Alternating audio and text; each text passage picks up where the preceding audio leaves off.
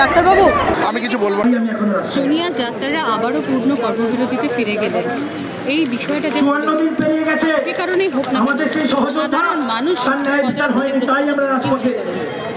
দেখুন, মানুষ ক্ষতিগ্রস্ত, মানুষের অসুবিধা হবে না এ কথাটা ঠিক নয়। অসুবিধা তো নিশ্চয়ই হবে, এটা ওরা নিজেরাও বলেছেন।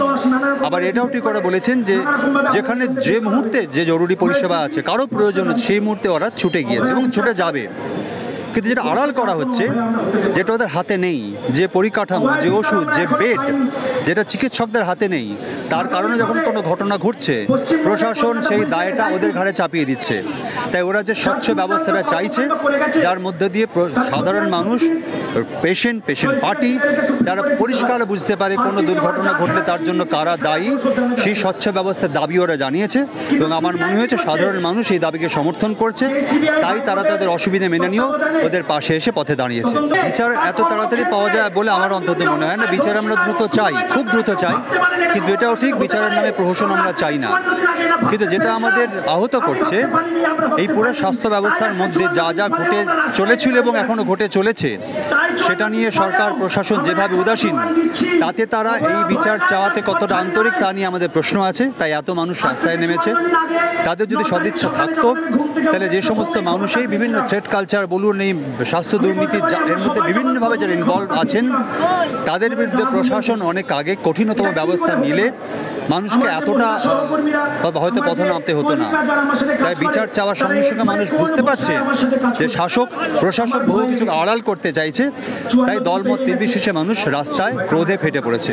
নারী আন্দোলন, প্রান্তিক লিঙ্গ যৌনতার মানুষ এবং নারী আন্দোলন নিয়ে রাস্তায় নেমেছিলাম, তাদের সুরক্ষার কথা বলতে রাস্তায় নেমেছিলাম। তাহলে কেন তাদেরকে তাদের পোশাক নিয়ে, যেমন আমরা যেন সবসময় শাড়ি আর সালোয়ার পরে থাকলেই আমাদের দিকে আর কেউ তাকাবে না, তাহলে যেন পরিবেশটা, আমাদের সমাজটা যেন পাল্টে যাবে। আমরা যদি না হেসে চুপচাপ গম্ভীর হয়ে রাস্তা দিয়ে যাই, তাহলেই যেন সমাজটা পাল্টে যাবে।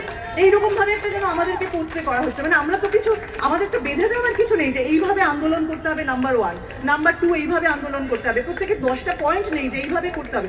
মানুষের বুকের মধ্যে অনেক কিছু জমা হয়েছে, অনেক কিছু জড়ো হয়েছে, তাই জন্য আমরা রাস্তায় নেমেছি। আমাদের তো এত কিছু শর্ত মেনে নয়, শর্ত তো ওনারা মানবেন, আমরা কেন শর্ত মানবো সমাজে? আমার এইটুকুনি কথা বলার। আমাদের আরেকজন সহযোদ্ধা পুষ্পেন্দু কিছু কথা বলতে চায়।